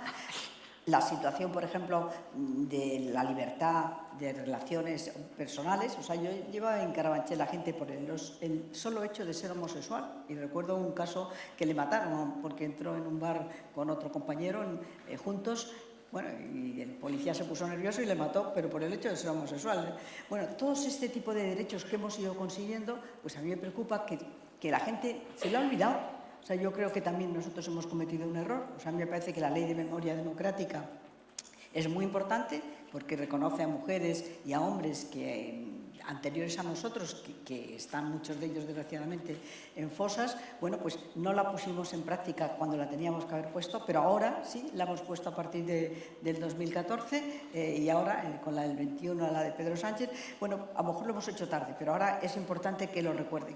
Pero la gente que no lo ha vivido, pues no sabe cómo era esa España y las conquistas que tuvimos que hacer, la lucha, porque Franco murió en la cama, pero la dictadura murió en la calle. Entonces, a mí me preocupa a la gente que dice, no pasó nada, aquello no era importante, porque también desde el punto de vista del estado de bienestar social, que es un poco como llamáis este congreso, a mí me preocupa, porque efectivamente en Europa, que fue un avance la socialdemocracia de poner el estado de bienestar, a partir de 1989 empezaron a recortar los grupos neoliberales y los grupos conservadores. Pero es que en España empezaron a recortarlo. Nosotros empezamos a montar el estado de bienestar a partir de la Constitución y de 1982, con la ley de educación, con la ley de sanidad, con las pensiones.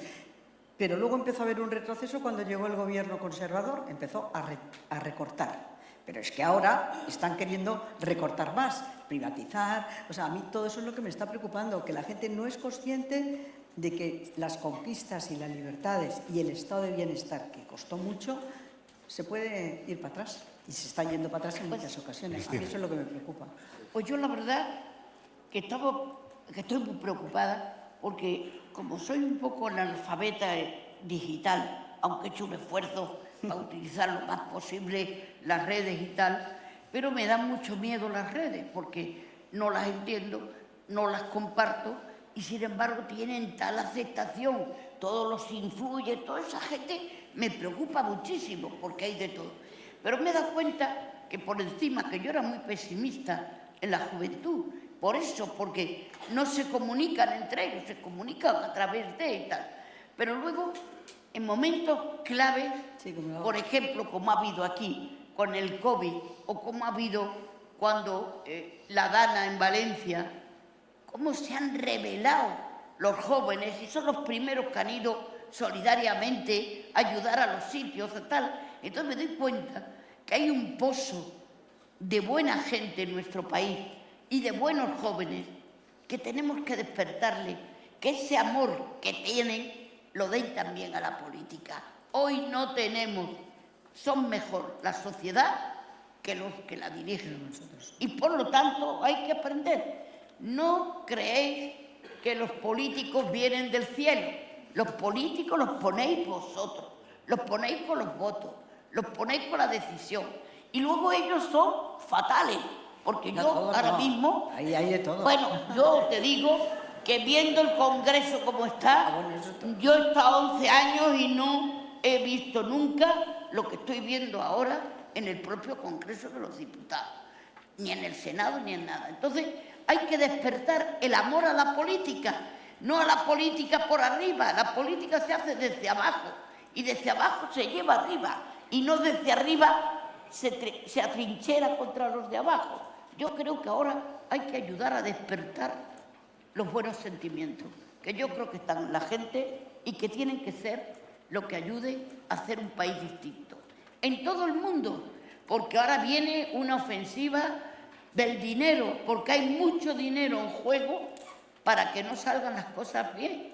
Y por eso tenemos que poner mucho más empeño, y es por lo menos la ilusión que tengo, es que no está perdida la lucha, sino que de verdad hay un pozo tan grande que cuando despierte, porque de verdad tenga que despertar, o está ya despertando sin estar dormido, pero que cambie, que este país sea un país que merezca la gente que tiene. Yo creo que a veces es que confundimos los conceptos, ¿no? Es que la política la tenemos asociada con los políticos profesionales y creo que cada ciudadano en su vida diaria, en su actividad diaria, en su compromiso diario, está haciendo política. Claro. Está haciendo política. A mí, mira, yo no sé de política. La gente que se está manifestando por el genocidio de Gaza está haciendo política. Claro que sí. Manuela.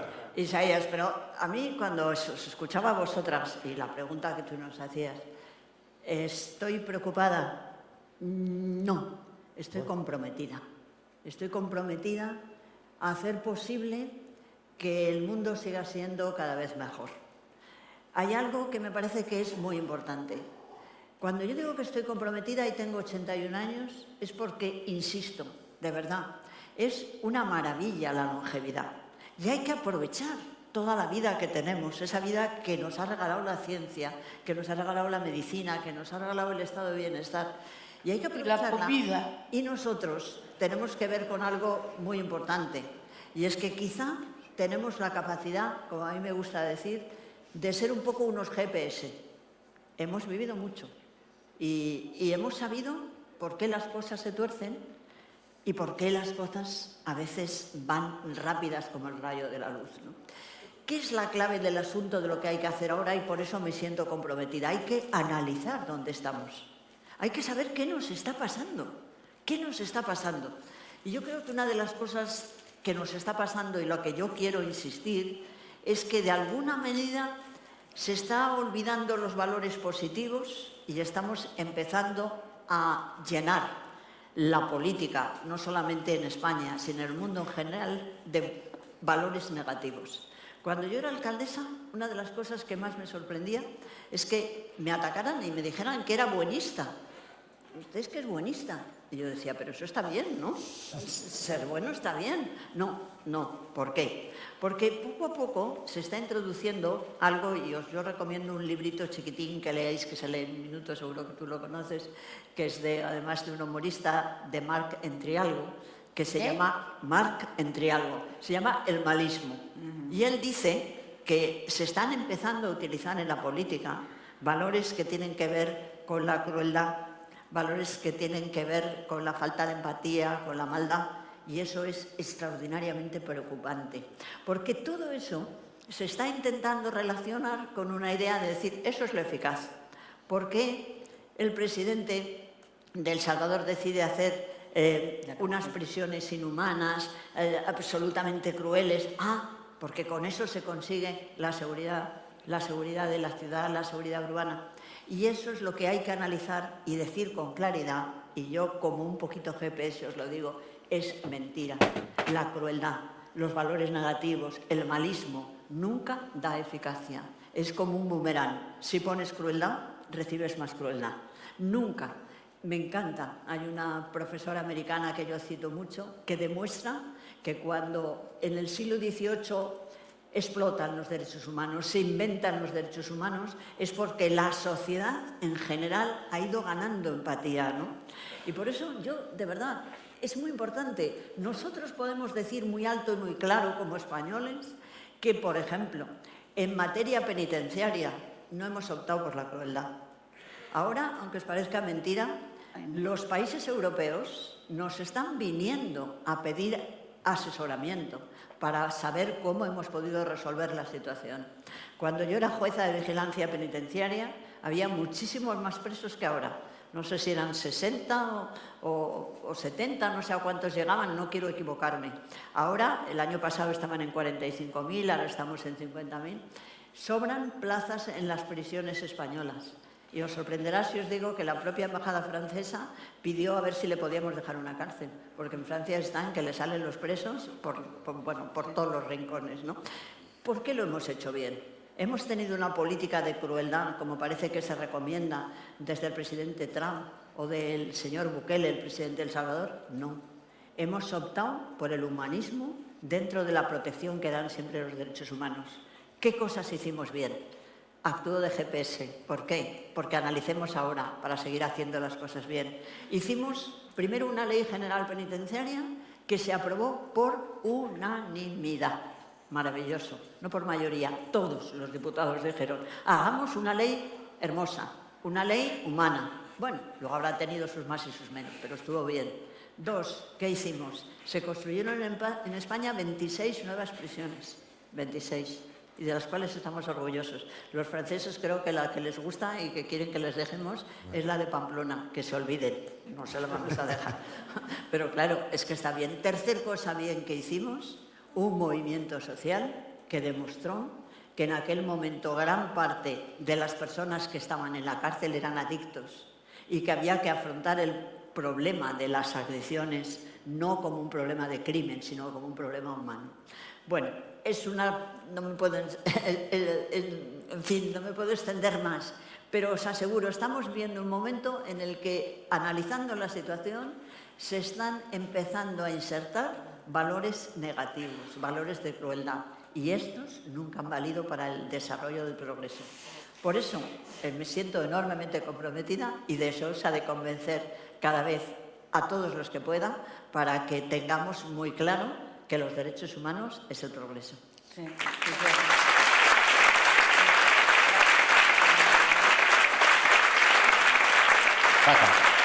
no, yo estoy totalmente de acuerdo con lo que ha dicho, porque yo creo que se están haciendo muchas cosas muy bien, pero está habiendo una idea de lo mal. Y decía Cristina lo de las redes. Yo voy a contar una anécdota. ¿Lo de? Las redes. Yo el otro día estaba en la parada del autobús y pasaron 2 personas y empezaron a darme vueltas. Yo llevaba esto que llevo aquí, que es la Agenda 2030. Bueno, supongo que no tenían ni idea de lo que era la Agenda 2030, pero en redes la Agenda 2030 han dicho que era satánica. Y entonces empieza, esta señora es satánica porque lleva la Agenda 2030. Eso que se está diciendo en Naciones Unidas.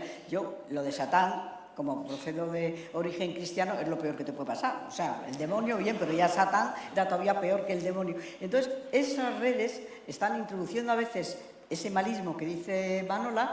Bueno, esta señora y ese chico que había no tenían ni idea, seguro, que los objetivos del milenio, la lucha contra la pobreza, que es lo que es la Agenda 2030, pero la habían oído, que era satánica. Bueno, pues yo creo que es verdad, contra eso es contra lo que yo creo que también hay que luchar, porque efectivamente hay muchísimas cosas positivas que se han hecho y que se están haciendo, pero que si empiezan a seguir incidiendo sobre lo malo, sobre Naciones Unidas, que les suena que es malísimo, todos esos temas son los que yo creo que también de alguna forma a mí me preocupan. O sea, por eso a mí me parece que es muy importante las cosas positivas, ponerlas en el valor y luchar contra esa idea del malismo, ¿no? Sí, lo que pasa es que no tengo yo muy claro que hayamos llegado a blindar determinadas cosas que hemos ido conquistando. Porque, claro, la Constitución nuestra está muy bien. Incluso algún error permitió, por ejemplo, el matrimonio igualitario, ¿no? Porque la Constitución dice que el hombre y la mujer tienen derecho a casarse, pero no dice entre sí. Y gracias a eso, gracias a esa pequeña cosa, se pudo establecer el matrimonio igualitario en España, pero no está en la Constitución. Y de la misma manera que se aprobó con una mayoría para aprobar una ley, pues se puede derogar con una mayoría semejante. Y esto nos pasa con esto, con el aborto, que de vez en cuando y periódicamente asoma la patita, y con un montón de derechos que hemos ido conquistando a partir de una Constitución que fue tan amplia, en donde cupo todo esto. Pero puede caber también otra cosa, ¿no? Yo me alegro de tu optimismo, Manuela. Pero escúchame un minuto, verás, sí. Voy a intentar convencerte. Vamos a ver. Lo que yo quiero decir es que lo que hay que plantear cada vez que alguien quiere hacer una reforma en ese sentido, hay que decir ¿por qué? ¿Para qué? Ya. ¿Qué pretendes? ¿Qué quieres? En este momento echamos de menos esos debates. Sí. Nosotros necesitaríamos que nuestros parlamentarios dijeran hago esto por esto, porque quiero conseguir esto o lo otro. Vale, pero digámoslo nosotros y muchísimo más, además, los medios, porque hay que saber lo que nos lleva el tomar decisiones equivocadas. ¿A qué nos lleva? A más enfrentamiento, a más crueldad.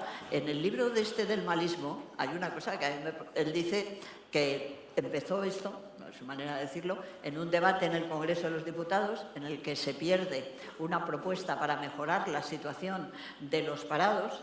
Una diputada, cuando se entera de que efectivamente los parados van a seguir estando mal, dijo que se jodan. Sí. Vale, eso es el malismo, eso es desarticular la sociedad, eso es hacer que las cosas no funcionen. deshumanizar al adversario. Claro, entonces por eso quiero decir, cuando hay un cambio, hay que decir ¿por qué? ¿Para qué? Y si son para deshumanizar, si son para introducir elementos absolutamente negativos, hay que tener claro que no se puede permitir. Pero el problema es que no se da la discusión. Es decir, que ya a priori, en el Congreso sobre todo... Ya en el Congreso ya lo sabemos, pero nosotras estamos discutiendo aquí. Claro, pero estamos con hablando toda esta cantidad de gente. Está clarísimo. Pero... Fíjate todos los que somos para discutir. Bueno, pues ya. Y te digo además que en esa realidad yo estoy convencida que sí está el buenismo en la sociedad, pero que sin embargo hay una estructura que viene hoy a vender el malismo como la cosa. No, y a meter mentiras, o sea, decir pues eso, que los inmigrantes son los que cometen los actos más, las violaciones, o sea, la mentira se transmite. Sí, eso es lo contra lo que Paquita, hay que pero luchar. todo eso teóricamente se hace ¿por qué?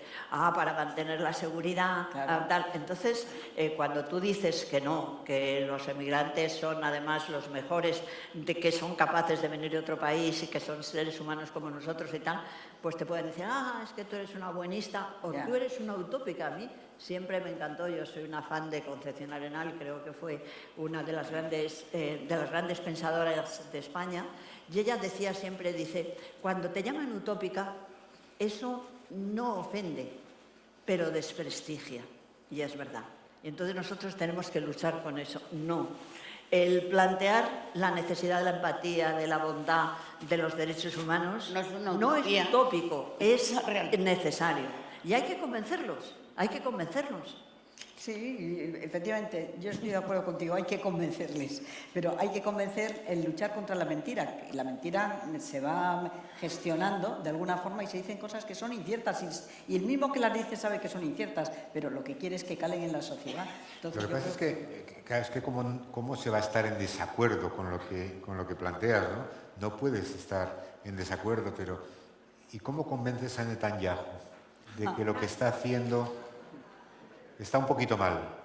¿Cómo lo convence? Bueno, pues yo creo que está cambiando. De momento no está cambiando, pero yo creo que el papel que han hecho la flotilla, el papel de las manifestaciones, que por primera vez nosotros llevamos mucho tiempo también, poca gente al principio, pero bueno, manifestándonos desde hace 2 meses diciendo que aquello era un genocidio.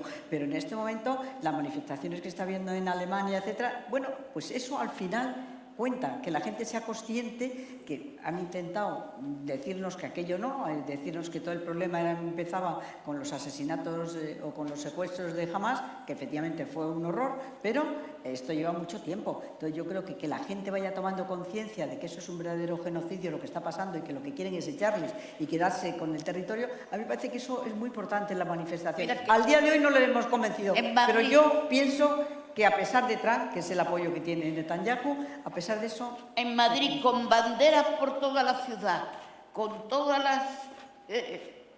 los asientos preparados en la Castellana, con Ayuso preparada para entregar la medalla de la Copa del Mundo, de lo que sea, del ciclismo, pues no lo pudo hacer. Porque se echó la gente a la calle y no lo pudo hacer. Pero había algo que era superior, que la gente quería mostrar la solidaridad. Yo de verdad que sí que creo en el fondo que las cosas son más fáciles de lo que nos creemos, pero que las están haciendo muy complicadas por los intereses de verdad pagados. A mí me parece que hay algunos malos que están jugando en otra división. Bueno, yo ahí te quería decir... Que Netanyahu y Putin están jugando a hacer lo que quieren porque saben que la única respuesta a su agresión bélica es una respuesta bélica. Y como nadie se va a atrever a hacer eso, entonces ellos siguen campando por sus respetos. Bueno, ya veremos. Entonces, comprando la tesis de que hay que intentar convencer, a mí me parece muy dificultoso. Verás, es que no se puede confundir una cosa con otra. El tener un planteamiento empático, el tener un planteamiento de absoluto respeto a los derechos humanos, nada tiene que ver con la blandura ni con la debilidad ante los actos ilícitos. Claro. Todo lo contrario. Yo he sido jueza, yo he mandado a la gente a la cárcel. Y he sabido que la tenía que mandar a la cárcel. Entonces, ¿qué ocurre? Aquí es que tenemos que tener el análisis de que ahora mismo tenemos una organización internacional que es Naciones Unidas que no está respondiendo a lo que se le exige. Porque todos sabemos que Naciones Unidas ha declarado que son actos ilegales, pero no ha tenido capacidad para hacerlo. Entonces, ¿qué podemos hacer ahí? Intentar reformar Naciones Unidas, que ya lo está diciendo todo el mundo, más importancia a la Asamblea, menos al Consejo de Seguridad. ¿Cómo Netanyahu lo ha declarado ilegal las Naciones Unidas? Pero de verdad hay cosas muy importantes que hay que exigirlas. Hay que exigir, claro que sí, que se cumpla la ley. No tiene ningún sentido. Yo lo que quiero decir es que hay que convencerse de que el mundo del derecho exige naturalmente el que se cumplan los derechos humanos y eso obliga a poner frenos a los que los vulneran, sin duda. Y ahí os diría, a mí me parece que hay un español que fue un jurista internacional maravilloso, que es poco conocido, que es Santillana, no me voy a acordar, no lo voy a decir bien, luego lo diré bien. Este hombre va al primer congreso de España en el Rafael Altamira, ya me he salido, Rafael Altamira, en el primer congreso que se lleva en el mundo para crear no Naciones Unidas, sino la anterior, la Sociedad de las Naciones, él hace una intervención preciosa, preciosa. Estamos hablando de 1920 y dice, no funcionará bien esta asociación si está basada en la manera vieja de hacer política de los estados. Hay que basarla en la gente, hay que basarla en la sociedad. Y eso es lo que hay que seguir. Hay que exigir que Naciones Unidas tenga un respaldo de la gente. Y no es utópico. El Consejo de Derechos Humanos tiene toda una parte de intervención ciudadana. ¿Por qué no la tiene Naciones Unidas? pues vayamos a eso, majoremos lo que hay que modificar. Cuando yo digo que hay que convencer a veces precisamente para ser duro y para modificar lo que no está bien. Te doy la palabra ahora mismo. Sí, no, mira, pero yo creo que espera, no es tan negativo. Espera, Paca. Que si alguien quiere hacer una pregunta, ahora habla Paca y tenéis oportunidad de hacer una pregunta a cualquiera de estas tres mujeres, ¿de acuerdo? No tenemos mucho tiempo ya, pero es una posibilidad. Paca. No, que yo creo que no hay que ser tan negativos. Efectivamente, está difícil la situación de Netanyahu, pero bueno, también cuando el primer Pedro Sánchez empezó a plantear el que empezaron a unirse muchos países, en este momento hay bastantes países de la Unión Europea y al principio parecía que lo que decía no le iban a hacer caso. O sea que yo creo que el insistir y el convencer a la gente, eso al final le va a costar. Los dos tribunales que hay, el Tribunal de Justicia y el Tribunal Penal Internacional, uno contra la figura de Netanyahu y otra contra el Estado como gobierno, bueno, van lentos, pero yo soy optimista que al final se conseguirá si la gente es consciente. Y yo creo que empieza muchísima gente joven y no tan joven como yo, a ser consciente de que es un horror y un genocidio lo que está ocurriendo Hombre, aquí. es que desde luego, si en estos momentos hay gente que no es consciente de lo que está pasando, lo estamos viendo cada día, está siendo retransmitido. O sea, yo no imagino cómo hubiera sido lo de Hitler si hubiera sido retransmitido todos los días a las 9 de la noche en el telediario. Esto lo estamos viendo. No podía haber tanto despistado, sigue, que no se enteraban de nada. Y sigue exactamente igual. Y después es que vemos algunas imágenes que son desoladoras, ¿no? O sea, que vaya el genocida y pueda intervenir en Naciones Unidas y que no dejen entrar al líder de la Autoridad Nacional Palestina en Estados Unidos, es una... Pero yo he tenido que ir rodeando todo porque no podía pasar por ninguno de los países. Eso es muy importante. Que si están allí, ha tenido que ir por el estrecho Mira, Gibraltar. le veremos detenido y condenado. Está claro. Qué bien, ojalá.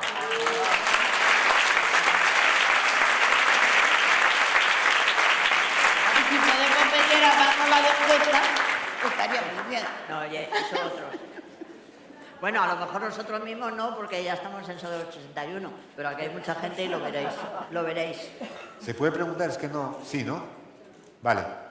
¿Alguna pregunta? Por aquí hay un caballero que quiere preguntar. No sé quién tiene el micrófono. Hoy vemos un poquito las caras, porque es que esto de las luces es terrible. Por aquí en la tercera fila. Si no vas a ver más allá. Tercera fila, cuarto lugar. Parecen los barcos. ¿Cómo vamos de hora? Sí, hola, buenas tardes.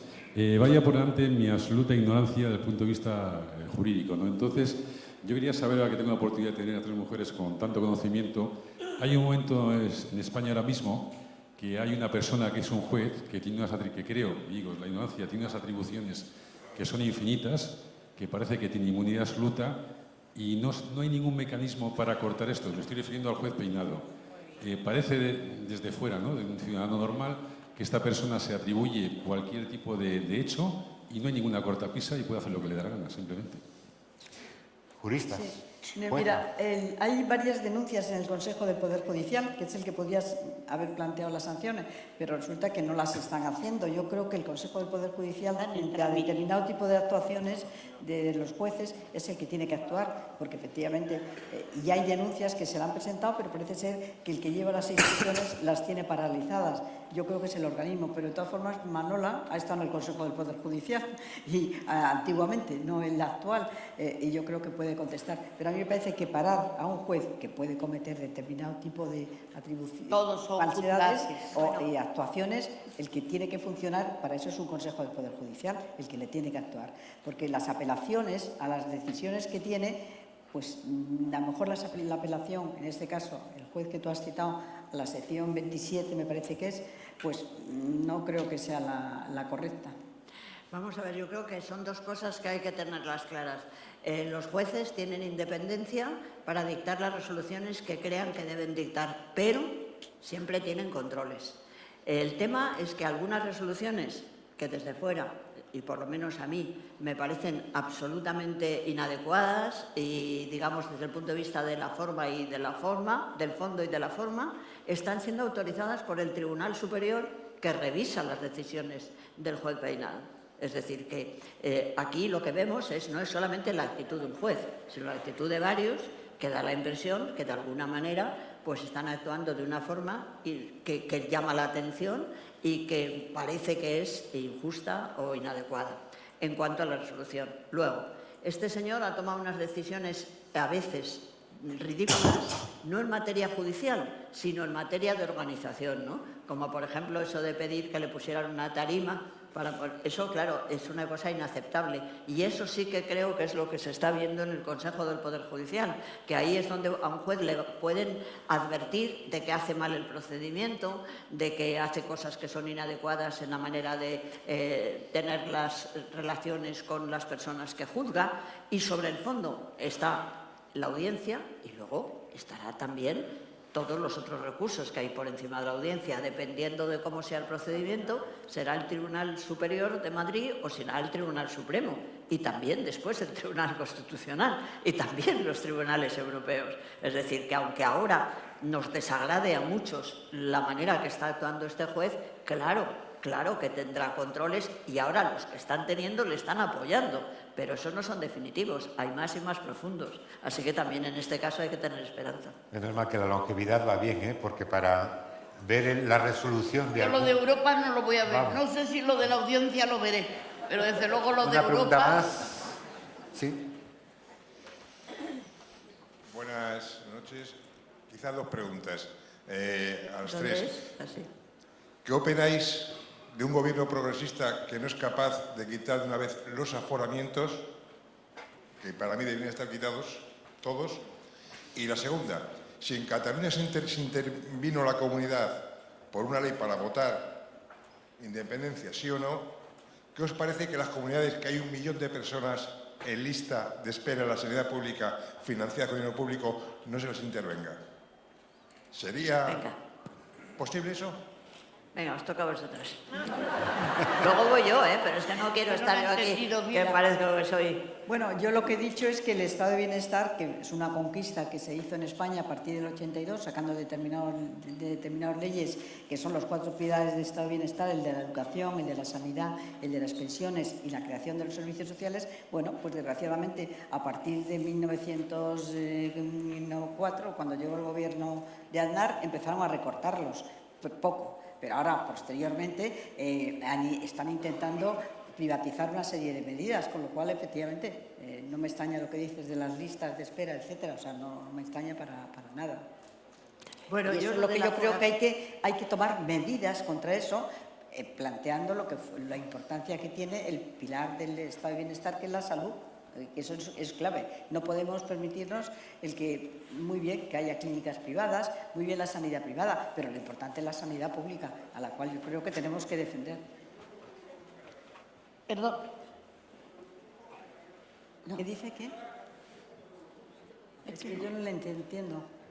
Quiero decir que por ley debería estar prohibido del dinero público pasar 1 euro a la sanidad privada. Por ley. Totalmente de acuerdo. Manuela.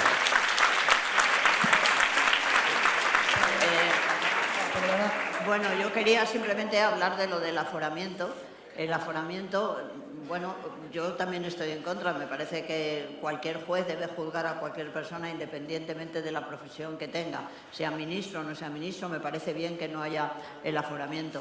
Pero a veces se le da una importancia al aforamiento que no tiene, porque en el caso del juez Peinado no está habiendo aforamiento ninguno y el planteamiento pues es negativo, ¿no? Respecto al otro, ¿qué dices tú? Bueno, eso tiene mucho que ver con que si entendemos que la Administración puede tener una colaboración, digamos, con empresas privadas, ¿no? Yo diría que todos los ayuntamientos de España, todos los ministerios tienen algún tipo de colaboración con entidades privadas, porque no todo lo puede hacer el Estado, por definición, ¿no? Entonces, yo creo que eso es interesante estudiarlo y reflexionar y plantear que a veces, además de lo que se llama la colaboración público-privada, hacer algo que a mí me gusta mucho y en el Ayuntamiento hicimos, que es la colaboración público-social. Es decir, una colaboración con entidades que no tienen ánimo de lucro, pero sí pueden tener ánimo de bien común. Eso es interesante, porque eso agiliza o segeniza la administración y es bueno. Pero bueno, lo que tú quieres, yo creo que esa ley que tú dices en sí mismo no es suficiente, hay que profundizar en el tema. ¿Qué pasa cuando la Administración contrata con empresas privadas? Hay cosas que hay que hacerlas. La Administración no va a generar toda una serie de funcionarios para que hagan las carreteras. Se puede contratar con una empresa para que hagan una carretera, ¿no? Pero todo eso hay que analizarlo bien y profundamente. Y en el tema de la sanidad pública, como dices tú, pues evidentemente no parece que sea lo razonable destinar ingresos que deben ser para lo público para lo privado. Y eso habría que atenderlo. Claro. Pero yo creo que, de todas maneras, parece que aquí los gobiernos el buenismo. Primero, hay unas leyes que son generales, pero luego las autonomías tienen cada una sus leyes. Y estamos viendo cómo se aplican de distintas maneras, porque no hay la misma sanidad, por ejemplo, en el País Vasco, que la que hay en Murcia, o la que hay en Madrid. Fíjate, y en Madrid es uno de los sitios donde hay una buena sanidad, pero una sanidad que se está ahora fomentando la sanidad privada. Las listas de espera que hacen que la gente para adelantarse vaya a la sanidad privada. Ojo que ya va habiendo retraso en la privada de tanta gente como está yendo allí, porque también era un favor que se le quiere hacer a la privada, como la universidad. No es una cuestión de que no lo pueda hacer el Estado. Hay cosas como la educación, la sanidad y lo que ha dicho Paquita, lo que son los pilares del Estado de Bienestar, que esos son los que debían estar en manos del Estado, pero de una manera eficaz, pero luego no distribuido, porque cada autonomía tenga su capacidad para la educación, tenga su capacidad para quitar las asignaturas que quieran, para poner las que no quieran, para prohibir que haya una bandera palestina o no, para prohibir que se hable de la guerra civil o no. Pues todo eso es un desastre en lo que queremos hacer de una educación democrática o de una sanidad de verdad que llegue a todos y a todas, y que no al final se vayan yendo a la privada para tener las asistencias que tenían que tener en la pública. Y a mí me parece que todo eso es programado por interés económico. Es verdad que muchas veces no se da de sí de todas las cosas, pero ya es demasiado que se estén fomentando y que haya empresas privadas en la sanidad que están hoy volviendo mucho más dinero que el Estado y que todo. Entonces, también pensemos que los intereses políticos están determinados por muchas cosas. No hay el buenismo de la sanidad para todos, sino alguno que decir, para todos, pero en distintos sitios. Bueno, has abierto un melón que daría para otro congreso del bienestar.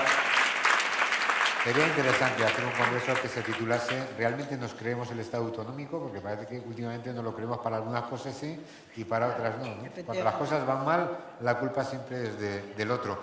Si es una cosa muy breve, sí, porque es que estas mujeres se tienen que ir a coger el tren a las 9:30, pero si es una pregunta breve, estupendo. Venga. ¿Se escucha? Sí. Ahora. Primero que nada, muchas gracias por vuestra intervención. La verdad que me ha gustado mucho. Y nada, quería comentaros vuestra opinión acerca de que ciertos partidos políticos le quiten importancia al genocidio que está ocurriendo actualmente en Gaza, porque me he dado cuenta de que muchas personas de mi entorno, jóvenes, no han ido a la manifestación, ¿vale? Porque le quitan la importancia a lo que es, porque personas con mucha relevancia de ciertos partidos políticos pues le quitan la importancia que realmente tienen. Entonces, me gustaría saber vuestra opinión sobre eso. Muchas gracias. Bueno, a mí me parece...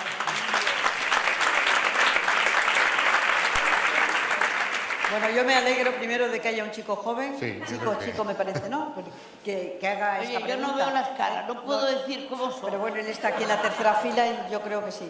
Bueno, a mí me ha gustado mucho que haya un joven que pregunte, pero para mí está clarísimo. O sea, si la gente no ve, como ha dicho Isaías, lo que están poniéndonos de la matanza a niños, a mayores, a mujeres, no lo ve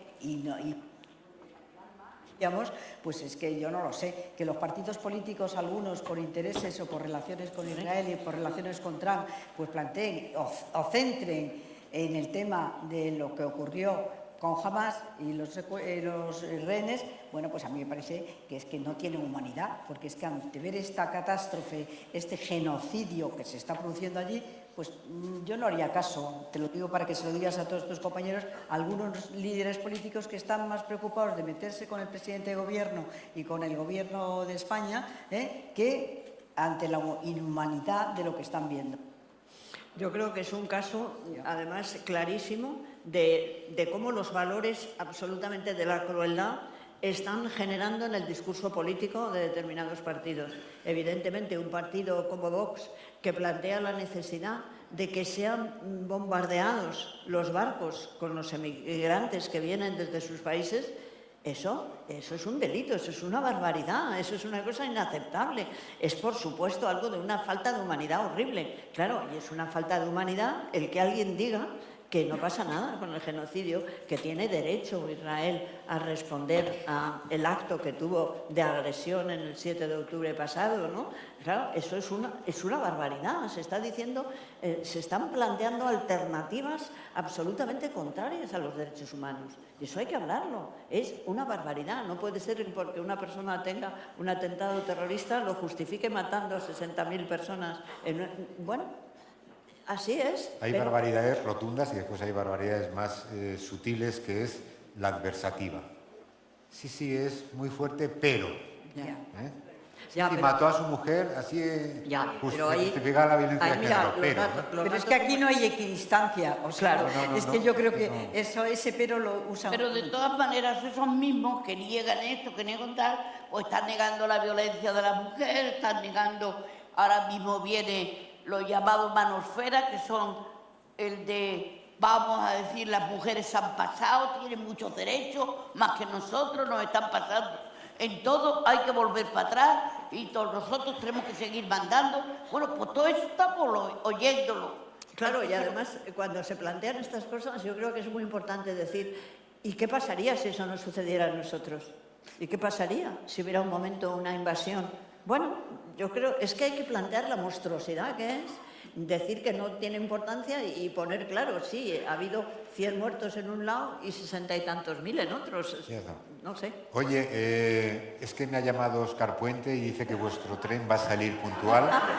Ha llegado puntual, Entonces, y que hemos venido, que Lo no digo hay para tiempo, vuestra tranquilidad. No hay tiempo para más, necesitáis unos minutos Bueno, para llegar a la la verdad estación. es que te has metido en una complicación, porque verás tú cómo luego no salga puntual. Bueno, pues no pasa nada, no. Pues yo quiero dar las gracias a que hayáis venido a tener este diálogo con nosotras, porque es el diálogo que hemos tenido toda la vida con todo el mundo.